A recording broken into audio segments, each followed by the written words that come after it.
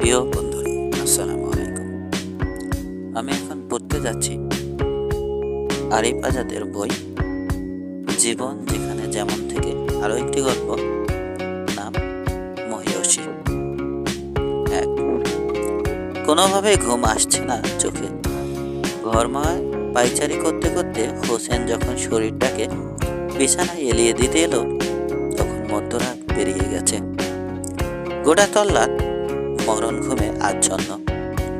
হেমন্তের দীর্ঘ রাত, দৃষ্টির অনুকূলে কুয়াশার ঘন আবরণ ব্যতীত আর কোনো কিছুই দৃশ্যমান নয়।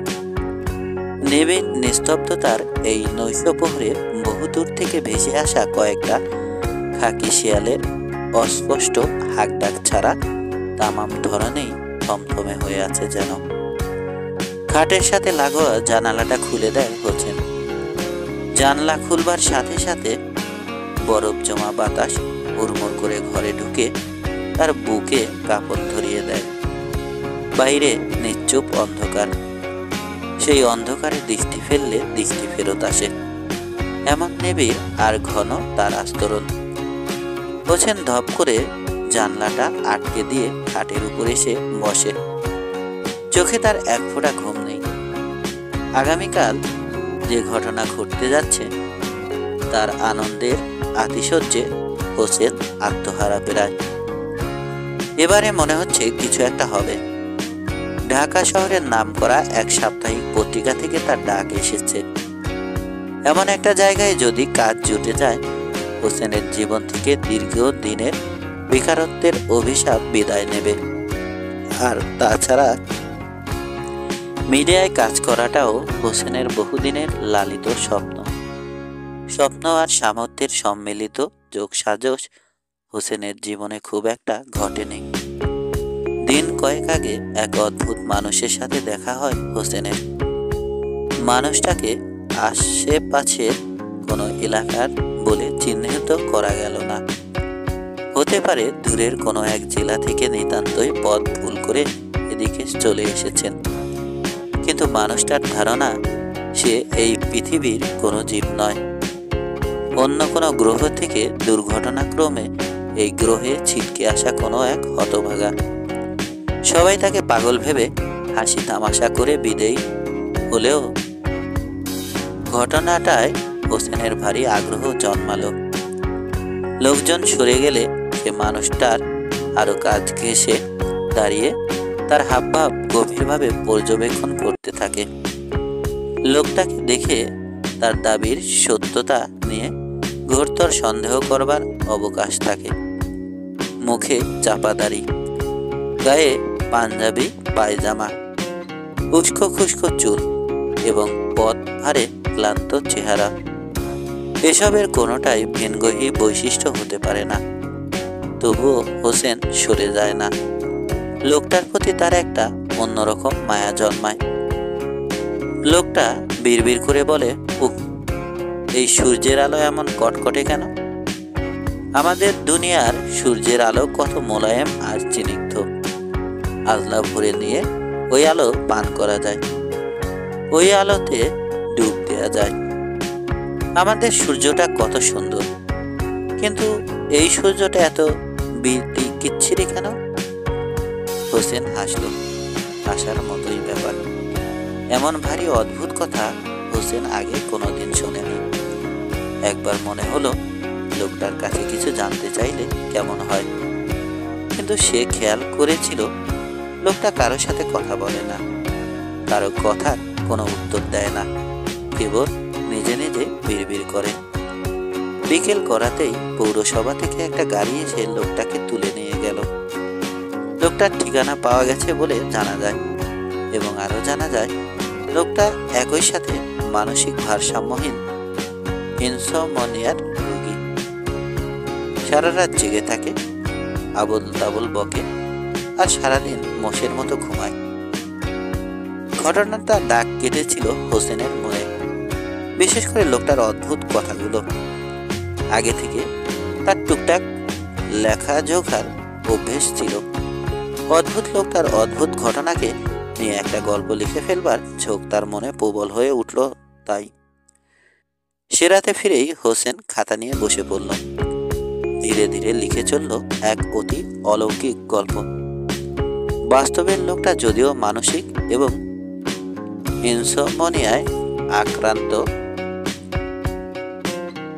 বলে জানা গিয়েছিল, কিন্তু হোসেনের গল্পটাকে চিত্রায়িত করল একেবারে ভিন্নভাবে। মানসিক ভারসাম্য হারিয়ে লোকটা নিজেকে অন্য গ্রহের বলে দাবি করেছিল বারবার। হোসেনও গল্পের কাহিনীকে সেদিকে প্রবাহিত করল। গল্পের উপজীব্য একটা প্রাণী যে দেখতে হুবহু মানুষের মতো হলেও সে আদতে মনুষ্য গ্রহের কোনো জীব নয়। তার আবাসস্থল মহাশূন্যের নীহারিকা গ্রহপঞ্জি, তারকালোক ছাড়িয়ে ভিন্ন গ্রহের কোনো এক ভুতুড়ে জগতে। সেখানকার বাস পদ্ধতির কোনো এক ত্রুটির কারণে তাকে ছিটকে পড়তে হয় দোপে মানুষদের এই গ্রহে। কিন্তু সেই ভুতুড়ে গ্রহের প্রাণীরা কিভাবে মানুষের মতো কথা বলছে, কিভাবে মানুষের মতোই তার হাবভাব, গরণ গারণ, সে এক বিরাট রহস্য। সেই রহস্যের মায়াজাল ভাঙতে ভাঙতে এগিয়ে চলে হোসেনের গল্প। ভিনগ্রহী আগন্তুক শিরোনামের যে গল্পটা হোসেন লিখল, তার সকলরব প্রশংসা করল বন্ধু মহল। আলমগীর বলল, তুই একেবারে ফাটিয়ে দিয়েছিস বন্ধু, দীর্ঘদিন পর এত ভালো একটা গল্প বললাম, ইমপ্রেসিভ। শাওনের মুখে লাগামের বালাই থাকে না, কথা বলতে দিলেই ওর মুখে খই ফোটে। হোসেনের গল্প করে মন্ত্রমুগ্ধ হয়ে অসংযত শাওনও নিজেকে বেশ সংযত করে বলল, তুই শালা তো রাতারাতি তারকা বনে যাবি রে হোসেন, কি গল্পটাই না লিখেছিস তুই, সত্যি বলছি। মুখরা সমালোচক হিসেবে পরিচিত আড্ডার সাহিত্য বান্ধব বন্ধু মিজানের মুখেও হোসেনের প্রশংসা কীর্তন। মিজান বলল, হোসেন, দারুণ একটা গল্প হয়েছে এটা। আমি একটা পরামর্শ দিই, এটাকে তুই ঢাকার সাপ্তাহিক কোনো কাগজে পাঠিয়ে দে। আমি নিশ্চিত ওরা অনায়াসে ছাপিয়ে দেবে। ভাগ্য ভালো থাকলে সেলামিও পেতে পারিস। মিজানের পরামর্শটা মনে ধরলেও মুখে এক প্রকার উড়িয়েই দিয়েছিল হোসেন। বলেছিল, ধুর, কি সব যে বলিস তোরা, এটা আহামরি কিছুই হয়নি। আসলে ওই অদ্ভুত লোকটা থেকে এই গল্পের মূল উপাদান এসেছে বলেই তোদের কাছে গল্পটাকে ভালো লাগছে। পেছনের গল্পটা না জানলে এটা পড়তে পড়তে তোদের হাই উঠে যেত, কিন্তু তাই বলে ঢাকাইয়া কাগজে লেখা পাঠিয়ে মানের জোট খোয়াবো, এমন আহাম্মক আমি নই।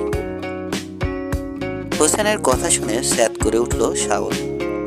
সে নিজে কখনো সোজা কথার সোজা জবাব না দিলেও অন্যজনের বাঁকা কথা সহ্য করতে সে একদম অনাগ্রহী। রাগে অগ্নিশর্মা হয়ে সে বলল, হয়েছে জ্বালা, একটুখানি প্রশংসা পেল, আর এখন এমন অভিনয় করছেন যেন ভাজা মাছটা উল্টো খেতে না জানবার মতোই কচি খোকা তিনি। শাওনের অগ্নিবাণ নিক্ষেপে হস্তক্ষেপ করে মিজান আবার বলে উঠল, আমার পরিচিত এক কাকা আছেন ঢাকায়, ভালো একটা পেশে কাজ করেন। শেষবার ঢাকা থেকে কাকার সাথে সাপ্তাহিক পত্রিকা নয়াদিন এর অফিসে গিয়েছিলাম। বেশ খাতির যত্ন পেয়েছিলাম সেদিন আমরা। আমার ধারণা কাকাকে বলা গেলে কাকা তোমার গল্পটা ছাপাবার একটা বন্দোবস্ত করে দিতে পারবেন। শাওনের স্পষ্ট গলা, এত ভালো গল্পটার জন্য কাকা চাচার কাছে ধর্ণা দিতে হবে কেন? ওই পত্রিকার ঠিকানায় আমরা গল্পটা পাঠিয়ে দেখি, ভালো লাগলে ওরা ছাপাবে, ভালো না লাগলে অন্য কোথাও দেওয়া যাবে। তখন নীরস, স্পষ্টবাদী এবং লাগামহীন মুখের অধিকারী হলেও কথাটা খারাপ বলেনি শাওন। আর তাছাড়া অন্য কারো সহায়তায় নিজের যোগ্যতা প্রমাণে বাহাদুরি নেই, একথা হোসেন জানে। সকলের মতামত তাই। আগে গল্পটা সাপ্তাহিক নয়াদিন পাঠানো হয়, যা হয় হবে। পরদিন সকালেই ডাকযোগে হোসেনের গল্পটা ঢাকার নামকরা সাপ্তাহিক পত্রিকা নয়াদিন এর ঠিকানা বরাবর পাঠিয়ে দেওয়া গেল। এরপর যাপিত জীবনের যাতাকলে সকলে যে যার কাজে ব্যস্ত হয়ে পড়ল।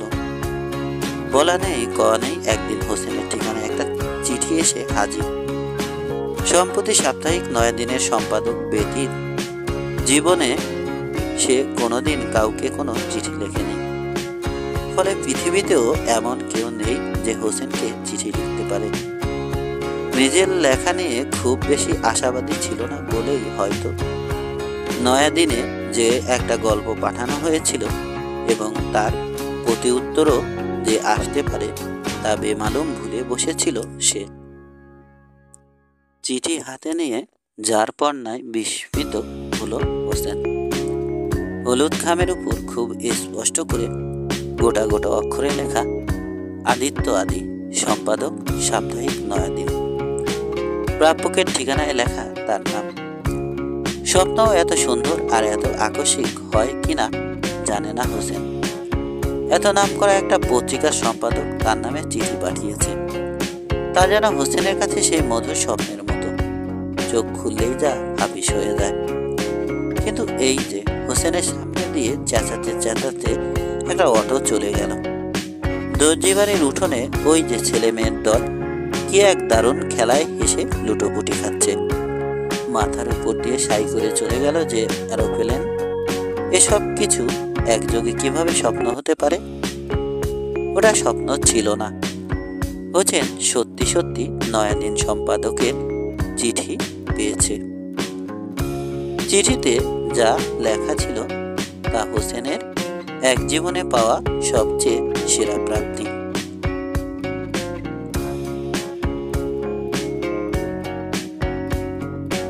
শরীর আপনার ভিনগ্রহী আগন্তুক গল্পটা পড়ে শেষ করলাম। বহুদিন পর চোখ ডুবিয়ে এত দুর্দান্ত একটা রহস্য গল্প পড়া হলো। গল্প ভর্তি যেমন সাসপেন্স আছে, তেমনই আছে পাঠককে শেষ পর্যন্ত টেনে নিয়ে যাওয়ার অসম্ভব ক্ষমতা। আপনার গল্পটা নয়াদিনের আগামী সাময়িকীতে আমরা বিশেষভাবে ছাপাতে চাই। নয়াদিনকে বেছে নেওয়ার জন্য আপনাকে ধন্যবাদ।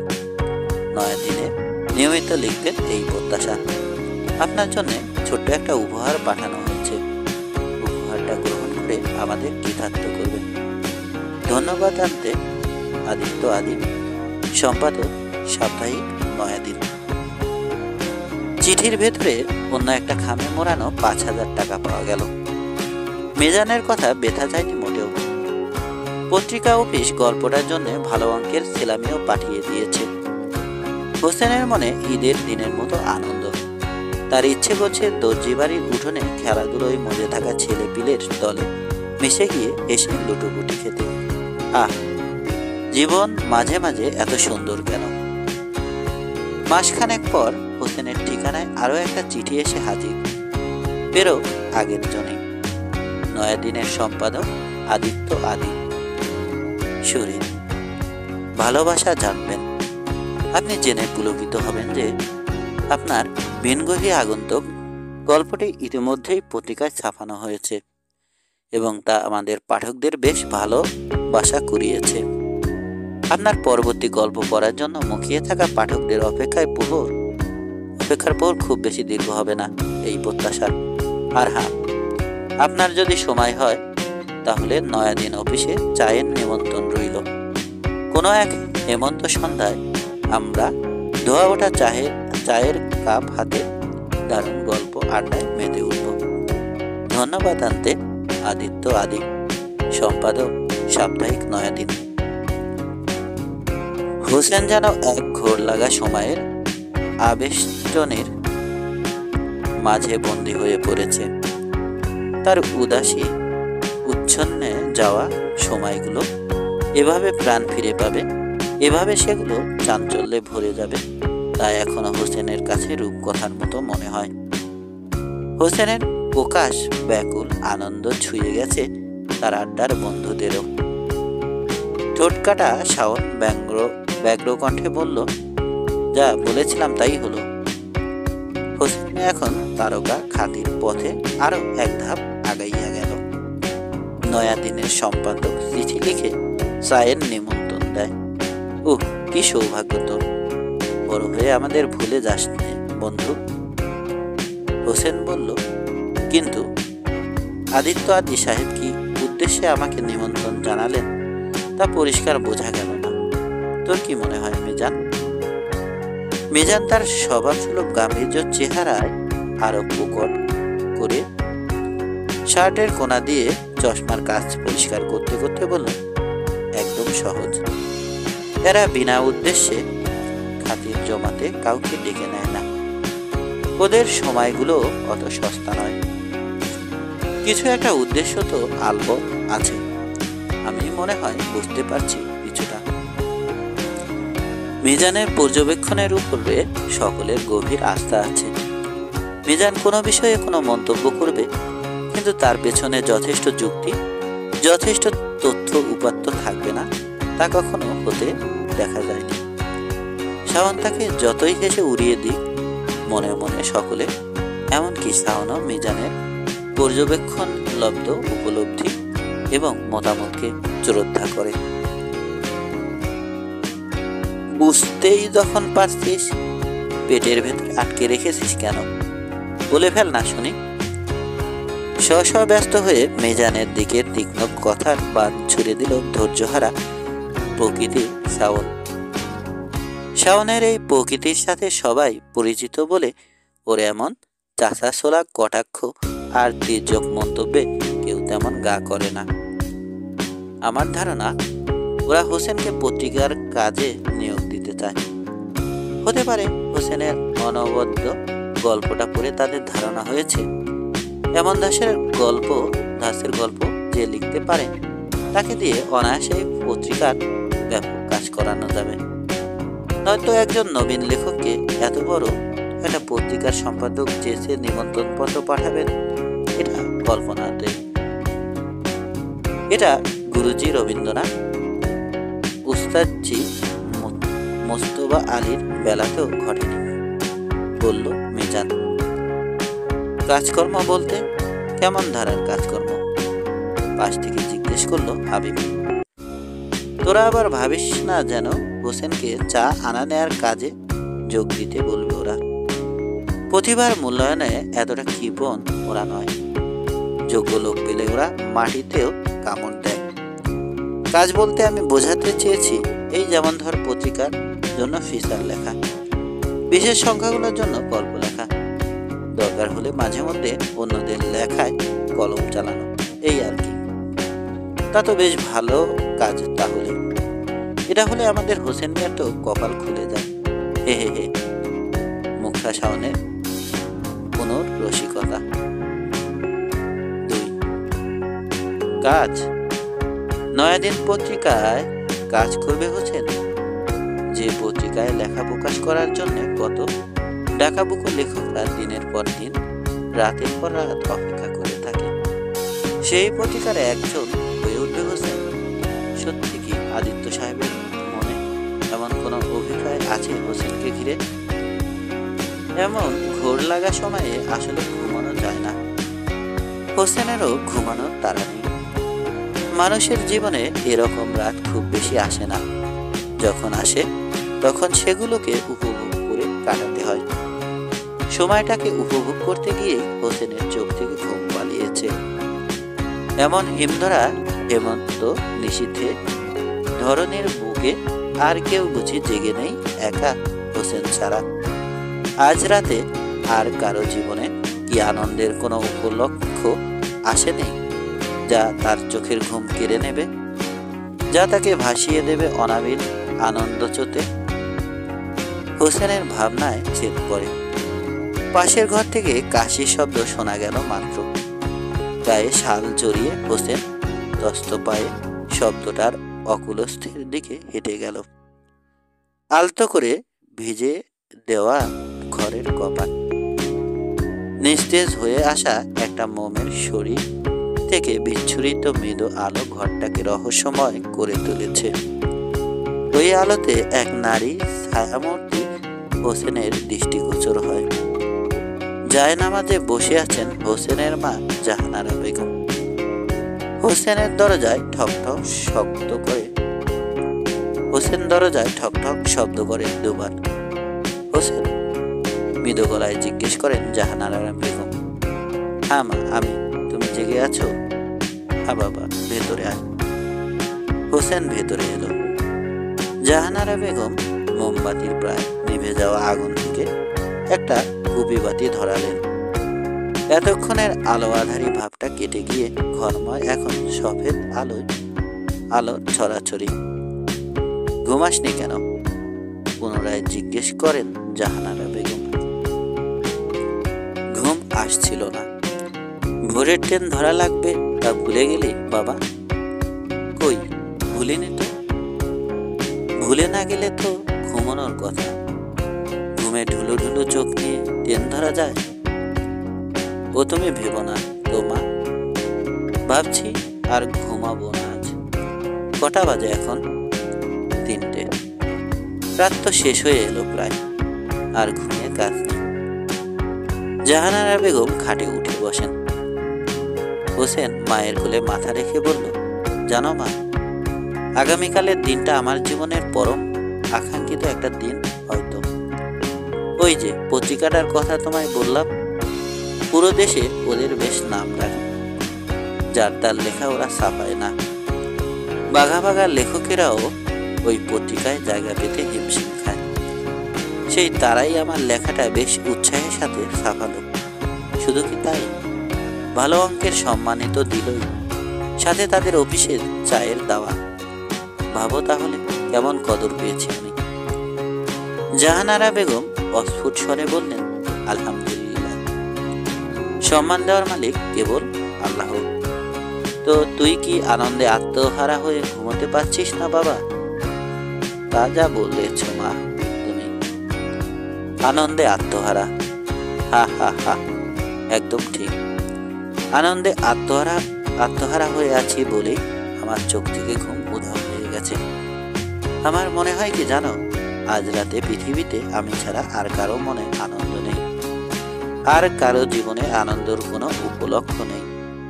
পৃথিবীর সব আনন্দ, সব রং আজ কেবল আমার জন্যই বরাদ্দ।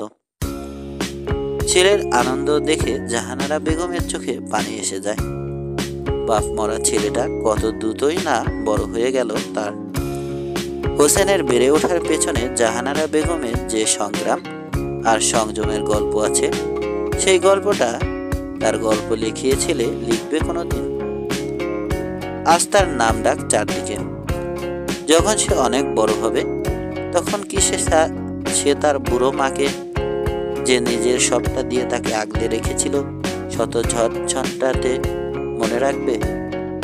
না রাখলেও কি বা হবে? প্রাপ্তির আশায় বাবা মায়েরা সন্তান মানুষ করে না। বাবা মায়ের ভালোবাসাগুলো হয় নিঃস্বার্থ, নির্লোভ আর নির্ঝঞ্ঝাট। ঘরে একটা চাপা স্তব্ধতা নেমে এলো। কিছুক্ষণ কারো মুখে কোনো কথা নেই। জাহানারা বেগম ছেলের মাথায় হাত বুলোচ্ছেন পরম মমতায়। নীরবতা ভেঙে হোসেন বলল, আচ্ছা মা, তুমি কেন জেগে আছো এখনো? স্মিত হেসে জাহানারা বেগম বললেন, ছেলের আনন্দের দিনে মায়েরও তো আনন্দ হয়, তাই না বাবা? তা হয়, কিন্তু জায়নামাজের দিকে তাকিয়ে হোসেন জিজ্ঞেস করলো, তুমি এত রাতে সালাত পড়ছিলে? হ্যাঁ, তোর জন্য দোয়া করছিলাম আল্লাহর কাছে। বেশ, তো কি বলেছিলে আল্লাহকে? বলেছিলাম আগামীকাল তুই যে উদ্দেশ্যে যাচ্ছিস, তাতে যদি তোর জন্যে কল্যাণ থাকে, তবেই যেন তোর ওখানে মন টিকে। যদি তোর জন্যে কল্যাণ না থাকে, তবে তোর মনটাকে যেন আল্লাহ ওখান থেকে ফিরিয়ে দেন। জাহানারা বেগমের অদ্ভুতের দোয়ার কথা শুনে মনে মনে হাসল হোসেন। সে ভাবে, আমার আবার ওখানে মন টিকবে না? কত আরাধ্য সে জগৎ, কত দীর্ঘ রজনী তপস্যা করলে ও জগতে ঠাঁই পাওয়া যায়। এমন সব তার সৌভাগ্যকে পায়ে ঠেলবে এতটা আহাম্মক হোসেন নয়। কাকে চাই? দারোয়ানের মতো একজন এক প্রকার ফিরে এসে প্রশ্নটা করলো হোসেনকে। আমি নয়াদিনের সম্পাদক আদিত্য আদি সাহেবের সাথে দেখা করতে এসেছি। কি নাম? মোহাম্মদ হোসেন। ওই যে বেঞ্চিটা দেখছেন, চুপচাপ ওখানে গিয়ে বসে পড়ুন। ভেতর থেকে ডাক আসলে আমি বলব। শাসনের সুরে কথাগুলো বলল লোকটা। বলে অবশ্য বেশিক্ষণ দাঁড়াতে পারল না। নতুন আরেক আম আদমির আগমন দেখে ওদিকেই ছুট লাগাতে হলো তাকে। তাকেও প্রশ্ন করলো, কাকে চাই? লোকটার কাছামাছি উত্তরে সন্তুষ্ট হতে না পেরে তাকেও আগের বেঞ্চিটা দেখিয়ে দিয়ে অপেক্ষা করতে বলা হলো। খানিক বাদে এক প্রকার ছুটে এলো সেই লোকটা। আপনাদের মধ্যে হোসেনকে? হোসেন দাঁড়িয়ে বলল, আমি। এবারে দারোয়ান লোকটার চেহারায় কোনো রুদ্ধতা লক্ষ্য করা গেল না, বরং তার বদলে রয়েছে সীমাহীন শ্রদ্ধা আর আনুগত্যের ছাপ। কণ্ঠেও নেই খানিক আগে সেই কাঠিন্য। দুঃখিত স্যার, আপনাকে এতক্ষণ বসে থাকতে হলো। আদি স্যার আপনাকে ভেতরে নিয়ে যেতে বললেন। মুহূর্তের ব্যবধানে একই লোকের দুরকম আচরণে খানিকটা ঘাবড়ে গেল হোসেন। মানুষটার চোখেও এখন লজ্জা আর অনুশোচনার আবহ দেখা যাচ্ছে। কোনো সমস্যা নেই, অপেক্ষা করতে আমার ভালোই লাগে। জগতের কারো কারো কাছে অপেক্ষা জিনিসটা যে সত্যি উপভোগের তা বোঝা নয়াদিন অফিসে এই দারোয়ানের সাধ্যের বাইরে। সুতরাং হোসেনের কথাটা তার কাছে দরকারি বিনয় এবং এক প্রকার অদারকির ভগ্নেতা বলেই মনে হলো। অদরকারি ভনেতা বলেই মনে হলো। ফলে ঠোঁটের কোণে একটা মিথ্যে হাসি আনবার ব্যর্থ প্রচেষ্টার মাঝে যা স্পষ্ট হয়ে ধরা দিল তা হলো এই। হোসেনের কথায় লোকটা একটু পুলকিত হতে পারেনি। আসুন আসুন মিস্টার হোসেন, আপনার সাথে দেখা করবার জন্য অধীর আগ্রহ নিয়ে বসে আছি। কথাগুলো বলতে বলতে চেয়ার ছেড়ে উঠে দাঁড়ালেন এক সুদর্শন ভদ্রলোক। তার সৌম্য শান্ত চেহারার মাঝে সত্যিকার আনন্দের ঝিলি দোল খাচ্ছে। তার চোখের দৃষ্টিতে ভনিতাবিহীন অপেক্ষার অবসানের আবহ। না, ভুল জায়গায় এসে পড়েনি হোসেন। একটা চেয়ার টেনে বসতে বসতে হোসেন বলল, ধন্যবাদ। কি খাবেন বলুন, চা না কফি? যে কোনো একটা কিছু হলেই হবে, না হলেও সমস্যা নেই কিন্তু। My pleasure. কিছু একটা তো হওয়া চাই, তা না হলে যে আমার নিমন্ত্রণ পত্রের যথার্থ বজায় থাকলো না। আমরা তো ধোয়া ওঠা কাপ হাতে নিয়ে আড্ডায় মেতে উঠবার শর্তে আবদ্ধ। হা হা হা। এতক্ষণে বিগলিত বিনয়ে হোসেন সত্যিই মুগ্ধ হলো। সে বসে আছে দেশের অন্যতম প্রধান সাপ্তাহিক পত্রিকা নয়াদিন সম্পাদকের সামনে। বাইরে আরো কত মানুষ উন্মুখ হয়ে আছে তার সাথে একটু দেখা করার জন্য। সেই মানুষটার চিঠিতে লেখা নিতান্ত অনুল্লেখযোগ্য কথাটাও মনে রেখে দিয়েছেন ভেবে যার পণ্যায় অভিভূত হলো হোসেন। ফোন করে 2 কাপ কফির কথা বলে হোসেনের দিকে তাকালেন আদি সাহেব। মুখে তার সহজাত স্মিত হাসি। আপনাকে দেখে আমি কিন্তু বেশ অবাকই হয়েছি বলা চলে। তাকে দেখে অবাক হওয়ার কি কারণ থাকতে পারে সেটা হোসেন বুঝতে পারল না। তবে কি তার কোনো আচরণ খুবই অপ্রত্যাশিত ঠেকেছে আদি সাহেবের কাছে? হোসেন অস্বস্তি বোধ করছে বুঝতে পেরে আদি সাহেব বললেন, এমন কিছু না। আসলে আপনার গল্পটা পড়ে আমি এতখানি মুগ্ধ হয়েছি, আমার ধারণা ছিল আপনি হয়তো কোনো বয়স্ক লোক হবেন, কিন্তু আপনি দেখছি একেবারে তাগড়া জোয়ান। হা হা হা। আমি যতখানি অবাক হয়েছি, খুশি হয়েছি তার চেয়ে বেশি।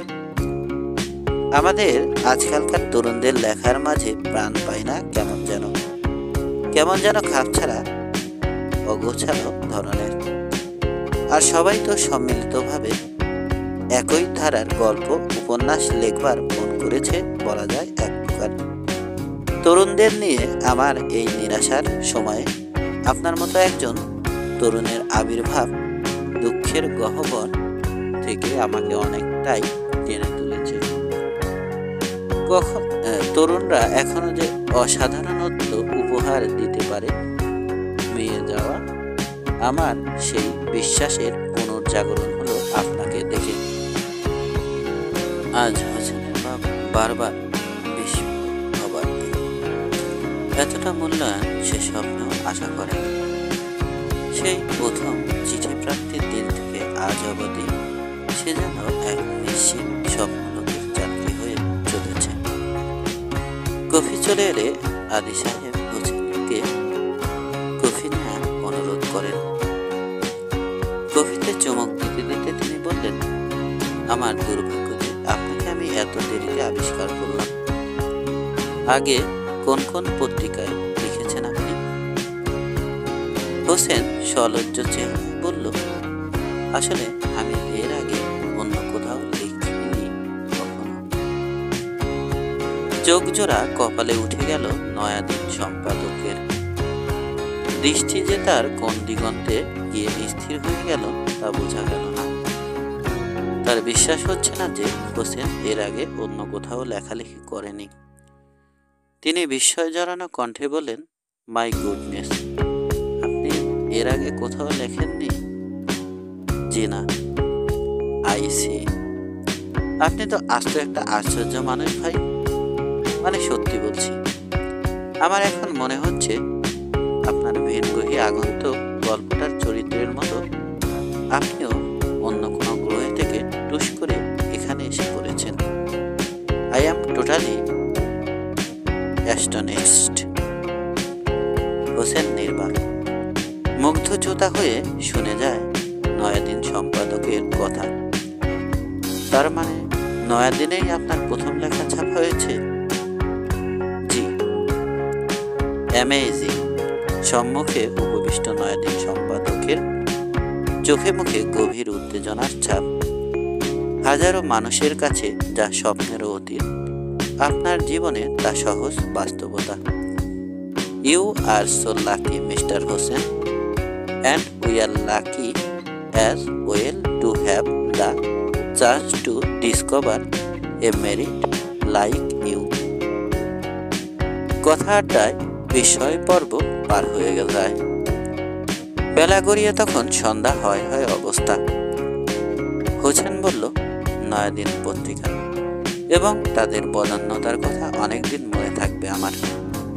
চিঠিটুকু জীবনের আনন্দ হিসেবে জমা রেখে দেব। হোসেনের কথা শুনে বিদায়ের আভাস পেয়ে আদি সাহেব বললেন, কিন্তু মিস্টার হোসেন, নয়াদিন তো আপনার সাথে সেই আনন্দ চিঠিকে অনেক দূর পর্যন্ত বিস্তৃত করতে চায়। ধরফর করে ওঠে হোসেনের বুক। মনে হলো সেই আকাঙ্ক্ষিত মুহূর্তে একেবারে সন্নিকটে দাঁড়িয়ে হোসেন। হাত বাড়ালে ছুতে পাবে স্বপ্ন, যে স্বপ্ন আকাশের নীলের মতোই অসীম, ঝর্ণার জলের মতোই নির্ঝর।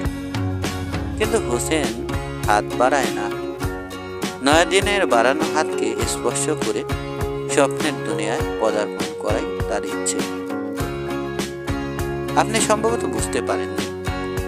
যা হোক, খোলাসা করেই বলা যাক, আপনার ভিনগ্রহী আগন্তুক গল্পটা পড়ে আমরা মানে নয়াদিন পরিবার সত্যিকার অর্থে বিমোহিত হয়েছি।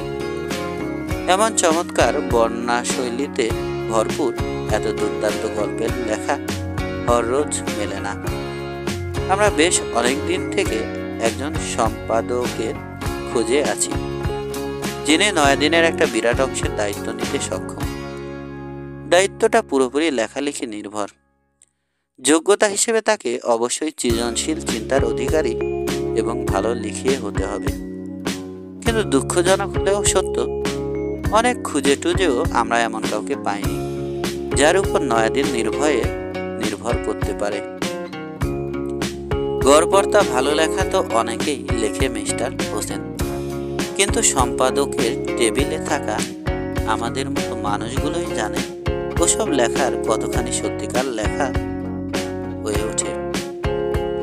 কিন্তু আপনার গল্পটা পড়বার পর থেকেই আমার মনে হয়েছে you are the person we are looking for. আপনাকে নিয়ে আমাদের এখানে 2 দফা বৈঠক হয়েছে। আপনার গল্পটা শক্তির জায়গা, কাহিনী বিন্যাসে আপনার মনসিয়ানা এবং গল্পের ভাষা নির্মাণে আপনার যে শিল্প মন, তার সবিস্তার ব্যাখ্যা আমি সকলের কাছে পরিষ্কার করেছি। আপনার লেখাটাকে আতশ কাচের নিচে অনেক যাচাই বাছাই করার পরেই কিন্তু আপনাকে চায়ের নিমন্ত্রণ জানিয়ে পত্র লেখা হয়েছে। কিন্তু হোসেনকে থামিয়ে দেন নয়াদিন সম্পাদক। স্মিথ হেসে তিনি বলেন, আমি জানি আপনি এখন কি বলবেন। আপনার একটা মাত্র গল্প পড়ে নয়াদিনের মতো এমন দুঃখর জনপ্রিয় একটা পত্রিকা এই উপসংহারে কিভাবে আসতে পারে যে আপনি এই কাজের উপযুক্ত, তাই তো? চুপ করে থাকে হোসেন। নীরবতাকে এই সম্মতির লক্ষণ ধরে নিয়ে তিনি পুনরায় বলেন, না, নয়াদিন এমন কাঁচা কাজ কখনোই করবে না মিস্টার হোসেন। নয়াদিন বাংলাদেশের প্রসিদ্ধ কয়েকটা সাহিত্য পত্রিকার মধ্যে অন্যতম। এমন একটা পত্রিকা কারো একটা লেখা পড়ে তাকে এত বড় পদে এনে বসিয়ে দেবে, এমন দুর্মতি নয়াদিন কর্তৃপক্ষের হয়নি। আলোচনাটা এবার জটিল থেকে জটিলতর হতে শুরু করেছে। আদি সাহেব কেবল দেখতেই সুদর্শন নন, গুছিয়ে কথা বলাতেও তিনি বেশ সিদ্ধহস্ত। শ্রোতাকে মুগ্ধ করে রাখবার একটা সম্মোহনী শক্তি আছে তার গলায়। নয়াদিন বেশ যোগ্য লোককেই বসিয়েছে তাদের সর্বোচ্চ পদে।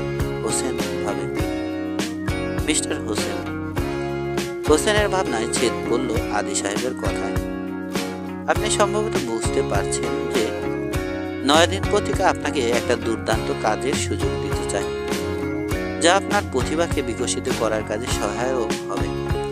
তবে এর জন্য আপনাকে আরো একটু পরিশ্রম করতে হবে। যেমন? জানতে চাইল হোসেন। খানিকটা নড়ে চড়ে বসলেন আদি সাহেব। পাশে থাকা পানির বোতল থেকে ঢকঢক করে পানি কিনে নিয়ে বললেন, সামনের নারী দিবসকে কেন্দ্র করে আমাদের এতটা বড় প্রজেক্ট আছে। একটা বড় প্রজেক্ট আছে। প্রজেক্টটির নাম মহিয়সী। আমাদের দেশে যারা নারী মুক্তির আন্দোলনে নিরলস কাজ করে যাচ্ছেন, তাদের জীবনকে তুলে ধরাই এই প্রজেক্টটির মূল লক্ষ্য। কিন্তু আমার কাজ কি হবে এখানে? আপনার কাজ খুব সহজ মিস্টার হোসেন। আপনার সত্তার সাথেও তা ভীষণভাবে যায়। দুঃখিত, আমি বুঝতে পারলাম না ঠিক। হো হো করে হেসে উঠলেন আদি সাহেব। হাসতে হাসতেই বললেন, না বুঝতে পারাটাই স্বাভাবিক। আপনার জায়গায় আমি হলেও হয়তো বুঝতাম না। যা হোক, আর কোনো ভূমিকা নয়। আমরা সরাসরি কাজের কথাই ঢুকে পড়ি। আপনি যে ভালো গল্প লেখেন তা আপনার গল্পটা পড়েই আমরা নিশ্চিত হয়েছি। তবে নয়াদিনে কাজ করতে হলে আমাদের জন্য আপনাকে আরো একটা গল্প লিখতে হবে। এবারের গল্পের প্লট আমরাই আপনাকে দিয়ে দেব। এটাকে ঠিক প্লট বলা যায় না, যদিও বলতে পারেন কাহিনী বিন্যাসের একটা প্রাথমিক সূত্র। আপনাকে সেই সূত্র ধরে আগাতে হবে এবং লিখতে হবে একটা পূর্ণাঙ্গ গল্প। ধরে নিতে পারেন ওটাই আপনার কাজের ফাইনাল ইন্টারভিউ। ওটাতেও যদি আপনি নয়াদিনকে সন্তুষ্ট করতে পারেন, we are ready to congratulate you here.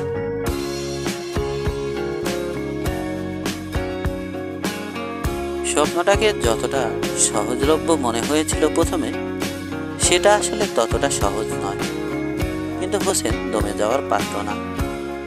এতদূর এসেও ব্যর্থ মনোরথে ফিরে যাবে, তা হতে দেয়া যায় না। আর একটা গল্পই তো তারা চাইল কেবল। গল্প লিখতে হোসেনের ভালোই লাগে। ডায়েরিতে কত কত গল্প লিখে ডয়ারবন্দি করেছে সে। জ্যোৎস্নার গল্প, জোনাকিয়ার ঝিঝি পোকার গল্প, তারাদের গল্প, নীল আকাশের গল্প। কি নিয়ে গল্প লেখেনি সে? ঠিক আছে, নয়াদিনের এই প্রস্তাবে আমি রাজি আছি। মুহূর্ত বাদে আদি সাহেবের চোখের দিকে তাকিয়ে কথাটা বলল হোসেন। ধন্যবাদ, আমি জানতাম আপনি দ্বিমত করবেন না। একজন জাত গল্পকার মানুষ গল্প লিখবার প্রস্তাব ফিরিয়ে দিতে পারে না। আরো অনেক গল্প হয় দুজনের মাঝে। হোসেনকে বুঝিয়ে দেওয়া হয় গল্প লিখবার প্রাথমিক সূত্র। সুলেখা সাথী নামের একজন পরিচিত নিবেদিত প্রাণ নারী আন্দোলন কর্মীকে ঘিরেই রচিত হবে মহিষী নামের গল্পটি। কিন্তু যাকে ঘিরে রচিত হবে গল্প তার সম্পর্কে তো হোসেনের জানা থাকা চাই। সে বন্দোবস্ত নয়াদিন পত্রিকা করে দেবে। মিস সুলেখা সাথীর বাসায় আগামীকাল এবং তার পরের দিন হোসেন যাবে এবং গল্পের জন্য যতখানি তথ্যের রসদ দরকার সবটা সুলেখা সাথীর মুখ থেকে শুনে নেবে সে। বড় একটা অ্যাপার্টমেন্টের কাছে এসে দাঁড়ালো হোসেনের রিক্সা। রিক্সাওয়ালা তার গামছা দিয়ে কপালের ঘাম মুছতে মুছতে বলল, নামেন মামা, এই বাসাটাই। হোসেন তার নোটবুকে টুকে আনা ঠিকানার সাথে মিলিয়ে নেয় একবার। হ্যাঁ, চলে এসেছে সে সঠিক জায়গায়। রিক্সা ভাড়া চুকিয়ে দিয়ে গেটের কাছে আসতেই বুড়ো মতো একজন লোক দৌড়ে এলো হোসেনের দিকে। কি চাই? এটা তো মিস সুলেখা সাথীর বাসা, তাই না? জি, আমি সাপ্তাহিক 9 দিন পত্রিকা থেকে এসেছি মিস সুলেখা সাথীর সাথে দেখা করতে। আপনার নাম? হোসেন। বয়স্ক ভদ্রলোক গেট খুলে দিয়ে বললেন, আসুন। হোসেন ভেতরে ঢুকতেই তিনি পুনরায় বললেন, সোজা গিয়ে হাতের বামে লিফট, 3 নম্বর ফ্লোরে থাকেন সুলেখা ম্যাডাম। লোকটাকে হয়তো আগ থেকেই সব বলে দেয়া ছিল, তাই প্রবেশ পথে কোনো বিড়ম্বনার শিকার হতে হলো না হোসেনকে। লিফটের কাছাকাছি যেতেই আরো একজন বয়স্ক মানুষের দেখা মিলল। তিনি নিজ থেকেই বললেন, আপনার নাম কি হোসেন? জি। আমার সাথে আসুন, ম্যাডাম আপনাকে সাথে নিয়ে যেতে বলেছে। এখানে সবকিছু এত গোছালো দেখে নয়াদিন সম্পাদককে মনে মনে একটা ধন্যবাদ দিল হোসেন। লোকটা সত্যি কাজের মানুষ। হোসেন কোনোদিন রাজপ্রাসাদ দেখেনি, কিন্তু মিস সুলেখা বেগমের বাসায় প্রবেশ করে হোসেনের মনে হলো সে সত্যি সত্যি একটা অনিন্দ সুন্দর রাজপ্রাসাদে ঢুকে পড়েছে। কি অপূর্ব সুন্দর করে সাজানো চারদিক, দেয়ালে দেয়ালে শ্বেত পাথরের কারুকাজ। দেখলে মনে হয় যেন গভীর সমুদ্রতলের অপার সৌন্দর্য এখানে লেপটে দেওয়া হয়েছে। সেগুলোর আশেপাশে কত বিচিত্র রঙের আলপনা আঁকা। দামি পেইন্টিংয়ে ফুটে উঠেছে শহরে আভিজাত্য। বহুমূল্য আসবাবের দিকে তাকালে ঘরটাকে 5 তারা হোটেল আর দুর্লভ সংগ্রহে চোখ পড়লে রীতিমতো জাদুঘর না ভেবে উপায় থাকে না। হোসেন একটা নরম সাদা সোফায় গিয়ে বসে। চারদিকের এত এত দামি জিনিসপত্রের মাঝখানে নিজেকে খুবই বেমানান আর অসহায় লাগে তার। ঘরটার যেখানেই চোখ পড়ছে সেখানেই দৃষ্টি থতমত খেয়ে থমকে যেতে চাইছে। সুপ্রভাত মিস্টার হোসেন, একটা মেয়েলি কণ্ঠস্বর ভেসে এলো হোসেনের কানে। ঘাড় ঘুরিয়ে তাকিয়ে সে দেখে জলপাই রঙের শাড়ি পরা এক মহিলা তার সামনে এসে দাঁড়িয়েছে। অন্যদিকে হোসেনের মনোযোগ নিবিষ্ট ছিল বলে মহিলার আগমন বার্তা টের পায়নি সে। বসা থেকে উঠে দাঁড়াতে দাঁড়াতে হোসেন বলে, সুপ্রভাত। আপনি তাহলে বিনঘুয়ের আগন্তুক গল্পটার লেখক? আমি তো ভেবেছিলাম বেশ টয়স হবে আপনার, কিন্তু আদিত্য সাহেবের কাছ থেকে আপনার ব্যাপারে শুনে অনেকটাই তাজ্জব হয়েছে বই কি। তা যাই হোক মিস্টার হোসেন, গল্পটা কিন্তু সুপার ডুপার লেভেলের। কনগ্রেস।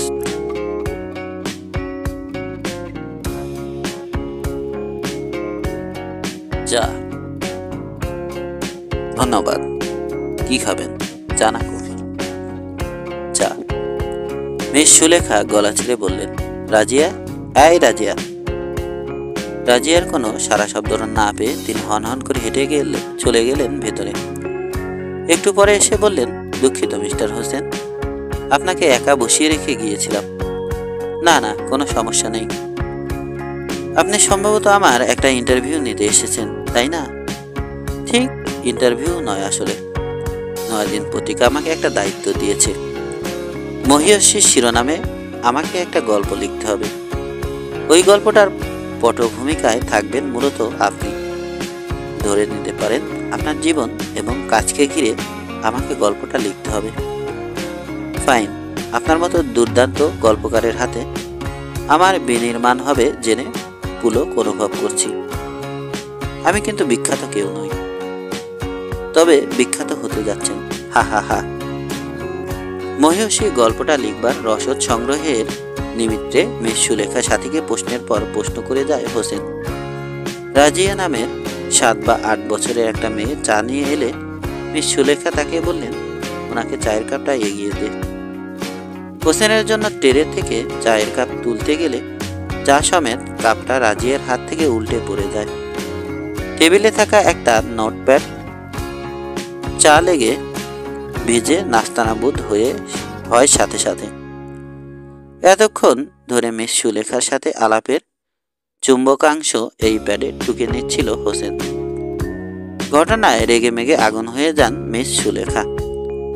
নিজের উপর নিয়ন্ত্রণ হারিয়ে তিনি বেসামাল হয়ে ওঠেন। রাজিয়ার গালে কষে একটা চর লাগিয়ে দিয়ে বেশ তিরিক্ষি গলায় চেঁচিয়ে উঠে বলেন, দূর হ আমার চোখের সামনে থেকে, আপদ কোথাকার, একটা কাজ ঠিক মতো করতে পারিস না। শান্ত পরিবেশে হঠাৎ কেমন যেন স্পষ্ট হতে লাগলো একটা অস্থিরতার ছাপ। ধমক খেয়ে রাজিয়া ভয়ে কাঁপতে শুরু করল। ভয়ের তো হরিণের মতো তার চোখ দুটো বিহ্বল হয়ে উঠেছে। সে বুঝতে পারছে না কার কাছে ক্ষমা চাইবে, মিস সুলেখার কাছে না হোসেনের কাছে। নোটে টুকে নেওয়া লেখাগুলো ভিজে নষ্ট হওয়াতে হোসেন তেমন কষ্ট না পেলেও বেচারি রাজিয়াকে এমন বেকায়দায় পড়তে দেখে তার মনটা হু হু করে উঠল। মিস সুলেখা অনুনয়ের সুরে হোসেনের দিকে তাকিয়ে বললেন, আপনার নোটপ্যাডটা নষ্ট হয়ে গেল, কিছু মনে করবেন না মিস্টার হোসেন। না না, এটা মোটেও সিরিয়াস ব্যাপার নয়, এগুলো আমার মনেই থাকবে সব। নোট করার একটা অভ্যাস আছে বলেই আসলে নোট করা। সোফায় বসতে বসতে সুলেখার সাথী বললেন, আর বলবেন না, বাসায় একদল জন্তু জানোয়ার পালছি আমি, কারো দ্বারা কোনো কাজ হয় না। একটা কাজ যদি এরা ভালো মতো করতে পারত, কিন্তু অন্ন ধ্বংসের বেলাতে সবাই একেবারে সোয়াশের। হোসেন নির্বাক হয়ে বসে থাকে। এমন কোনো সাংঘাতিক ঘটনা এখানে ঘটেনি যার জন্য মিস সুলেখা এতখানি উত্তেজিত হতে হবে।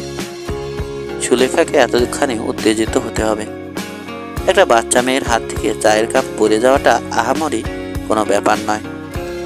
আর দামি দামি জিনিসপত্রে ভরপুর যার ঘর, একটা কাচের কাপ ভাঙাতে তার কি এমন ক্ষতি হয়ে গেল বোঝা গেল না। মিস সুলেখার এমন অকারণ রাগ এবং নিরীহ কাজের মেয়ের উপরে এমন চড়াও মনোভাব হোসেনকে দারুণভাবে হতাশ করল। এমন একটা চরিত্রকে সে মহিয়সী গল্পের জন্য কোনোভাবেই কল্পনা করতে পারছে না। মিস্টার হোসেন, মিস সুলেখার কণ্ঠে আবার স্নিগ্ধতা ফিরে আসে। সঙ্গীত ফিরে পায় হোসেন। জি, আপনাকে আরেকটু কষ্ট দেব। একটা জরুরি প্রোগ্রামে আমাকে যেতে হবে এখন। বেশি দূরে নয় যদিও, বেইলি রোডে। আপনার যদি কোনো অসুবিধা না হয়, আমি না ফেরা পর্যন্ত আপনি এখানে একটু অপেক্ষা করবেন প্লিজ। কোনো সমস্যা নেই, আমি অপেক্ষা করব। Thank you mister Hossain. 5। হোসেনের চোখ আটকে আছে দূরবীন টিভির পর্দায়। তাতে ঘটা করে বেইলি রোডে অনুষ্ঠিত হওয়া নারী অধিকার আন্দোলনের লাইভ প্রোগ্রাম দেখানো হচ্ছে। কোনো এক মহিলা গার্মেন্টস কর্মীর গায়ে হাত তোলায় গার্মেন্টস মালিকের উপর ভীষণভাবে ক্ষিপ্ত হয়েছেন তারা। এরই পরিপ্রেক্ষিতে আজকের এই প্রতিবাদী জনসভা, এবং তাতে অন্যতম প্রধান অতিথি হিসেবে যোগ দিয়েছেন নারী আন্দোলনের সুপরিচিত মুখ সুলেখা সাথী। আনুষ্ঠানিকতা পর্ব শেষ হলে মঞ্চে সুলেখা সাথীকে তার বক্তব্য প্রদানের জন্য আহ্বান করা হয়। স্টেজে উঠে সুলেখা সাথী নারীর অধিকার সচেতনতা, নারীর কাজ এবং জীবনের স্বাধীনতা,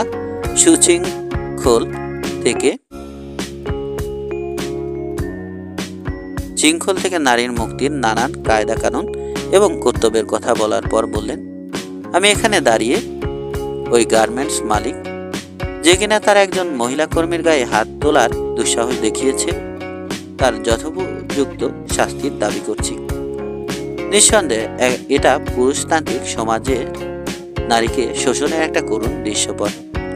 একজন নারীকে অসম্মান করার, তার গায়ে হাত তোলার, তাকে অপমান অপদস্থ করার অধিকার এই পুরুষ সমাজকে কে দিয়েছে? আমি আমাদের নারী সমাজকে বলতে চাই, আপনারা আপনাদের বেদনার কথা মন খুলে বলুন। আমরা পুরুষতান্ত্রিকতা বিবর্জিত, নারীর জন্য মুক্ত স্বাধীন একটা দেশ গড়ার স্বপ্ন দেখি, যেখানে নারী তার অধিকার বুঝে নেবে কড়াই গণ্ডায়। নারী সমাজকে যে বা যারাই অপমান করতে চাইবে, শোষণ করতে চাইবে, তাদের বিরুদ্ধে আমরা গড়ে তুলব দুর্বার আন্দোলন। আগামীর বাংলাদেশ পুরুষের শোষণ মুক্ত, নারী অধিকারের বাংলাদেশ। মিস সুলেখা সাথীর কথাগুলো এর চেয়ে বেশি আর শুনতে পারল না হোসেন। রিমোট কন্ট্রোলের জোরে কষাঘাত করে টিভির সুইচ অফ করে দিল সে। ভিজে যাওয়া নোটপ্যাডটার দিকে বারংবার তাকাচ্ছে হোসেন। কুঁচকে যাওয়া সেই কাগজগুলোর ভেতর থেকে যেন একটা প্রতিধ্বনি ভেসে আসছে, দূর হয় এখান থেকে, আপদ কোথাকার, একটা কাজ ঠিক মতো করতে পারিস না। কিন্তু মিস্টার হোসেন বললেন নয়াদিন সম্পাদক আদিত্য আদি, আমরা আপনার উপরে ভরসা করে অন্য কোনো অপশন চিন্তাও করিনি।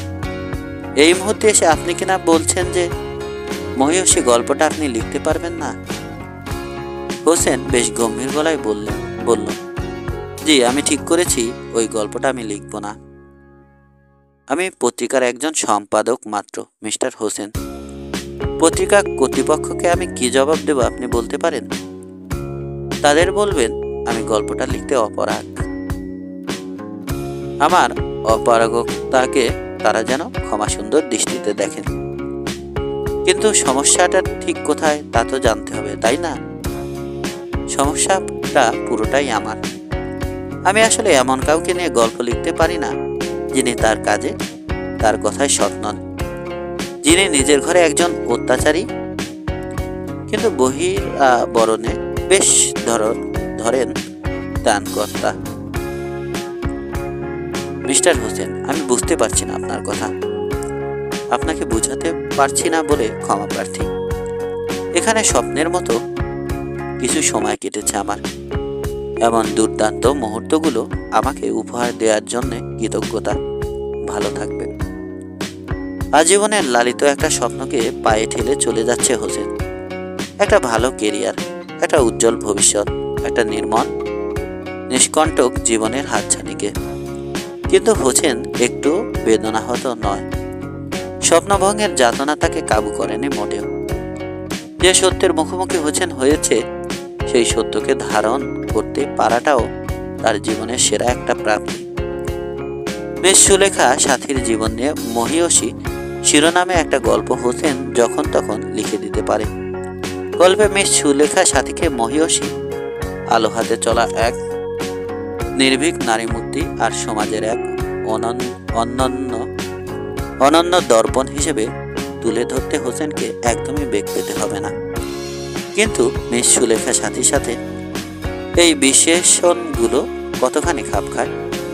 যে মহিলা নিজের ঘরের কাজের মেয়ের সাথে সামান্য ব্যাপারে এমন অমানবিক আচরণ করতে পারে, তার গায়ে হাত তুলতে পারে, সে যখন অন্য এক নির্যাতিত মহিলার জন্য কাঁদে, জনসভা করে, রক্ত গরম করা বক্তৃতা দেয়, তখন তা মায়ের পুত্রশোকের মতোই শোনায় বই কি। সেই কান্নায় সত্যিকার আবেগ নেই, রক্তে আগুন ধরানো সেই কথাগুলোতে নেই সত্যিকার প্রতিবাদের সুর। দিন শেষে তা কেবল জনপ্রিয়তা আর আখের গোছানোর মাধ্যম ছাড়া আর কি হবে? এমন এক নারী চরিত্রকে মহানুভবতার রূপ দিতে হোসেন তাই ভীষণ অনীহ। হোসেন আর যাই হোক নিজের সাথে অসৎ হতে পারবে না। 7 হেমন্তের দুপুর। দিনগুলো বড্ড ছোট এ সময়। সকাল হওয়ার আগে যেন দুপুর হয়ে যায়, বিকেলের আগে নেমে যায় সন্ধ্যা। কিন্তু দুপুরবেলা রোদটা বেশ ঝাঁঝালো। সেই ঝাঁঝালো রোদে চামড়ায় আগুন ধরে যাওয়ার অবস্থার দ্বারায় কখনো সখনো। এমন এক তীব্র দাবদাহের দুপুরে পাট পাতার বেড়া দিয়ে তৈরি রান্নাঘরে চুলোয় ভাত বসিয়েছেন জাহানারা বেগম। ভাতের মধ্যে একটা আলু আর কয়েকটা কাঁচামরিচ দেয়া। ধোঁয়ায় চারদিক যেন অন্ধকার হয়ে উঠেছে। নিঃশব্দে রান্নাঘরের কাছে এসে দাঁড়ালো হোসেন। সে দেখতে পেল ভীষণ মনোযোগের সাথে তার মা চুলোর আগুন ধরাবার চেষ্টা করছেন।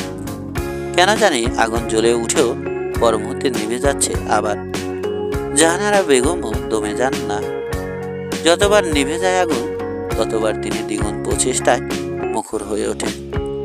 যেভাবে নিঃশব্দে সেখানে এসে দাঁড়িয়েছিল হোসেন, সেভাবেই সরে গেল সে। তার হাতে সময় খুব কম। মহিয়সী গল্পটা তাকে লিখতেই হবে, যেভাবেই হোক। ৮ সাপ্তাহিক নয়াদিন পত্রিকার ঠিকানায় একটা চিঠি পাঠাচ্ছে হোসেন। সাথে খামে মোড়ানো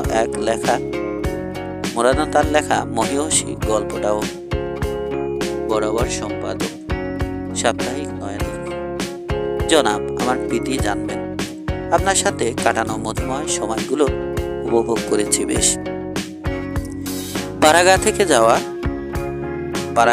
থেকে যাওয়া একজন নিতান্ত সাধারণ যুবকের লেখার যে উচ্ছ্বসিত প্রশংসা আপনি করেছেন, তাতে আমি রীতিমতো মুগ্ধ হয়েছি। আপনার অকৃপণ আন্তরিকতা এবং হৃদ্যতা অনেকদিন মনে রাখব। আপনার সাথে আমার শেষ সাক্ষাৎটা যথেষ্ট আন্তরিকতার ছিল না বলে আমি ভীষণ দুঃখিত।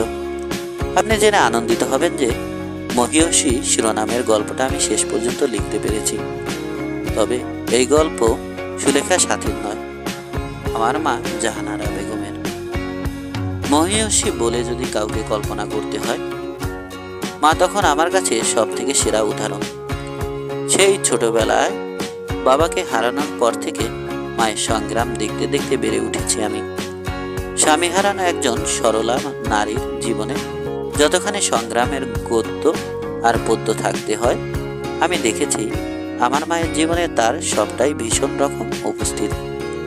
কিন্তু দুর্ভাগ্য হলো, এই মহিয়সী নারী চরিত্রকে এত কাছে থেকেও আমি এতদিন চিনতে পারিনি, বুঝতেও পারিনি তার ত্যাগের মাহাত্ম্য, আবিষ্কার করতে পারিনি তার সংগ্রামের সাহসী গল্পটাকে। নয়াদিন পত্রিকাকে আরও একটা ধন্যবাদ এই কারণে যে সুলেখা সাথী নামের একজনের মুখোমুখি তারা আমাকে না করলে হয়তো আমার মায়ের গল্পটা আমার সামনে কখনোই ভাস্বর হয়ে উঠত না। আমি হয়তো কখনোই অনুধাবন করতে পারতাম না একজন সত্যিকারের মহিয়সী কাকে বলে। আপনাদের পছন্দের চরিত্রকে মহিয়সী রূপে চিত্রায়িত করতে না পারার জন্যও দুঃখিত। আমি জানি না তিনি সত্যিকারের মহিয়সী চরিত্র কিনা, তবে গল্পের মহিয়সীকে নিয়ে এক বিন্দুও সংকোচ নেই আমার কাছে তিনিই অনন্যা, তিনিই মহিয়সী। তাই তার গল্পটাই লিখে পাঠালাম। ইতি হোসেন। হোসেন জানে তার এই গল্প নয়াদিন পত্রিকা কোনোদিন ছাপাবে না। এই গল্পের শহরে আভিজাত্য নেই চোখ ধারানো প্রাসাদ কিংবা হুঙ্কার আর তর্জন গর্জনের উপাদান। এই গল্প এক গ্রামীণ সাধারণ নারীর গল্প। এই গল্প নিয়ে অন্তত আর যাই হোক বাণিজ্য হবে না, কিন্তু গল্পটা লিখতে পেরে হোসেন পুলক অনুভব করছে।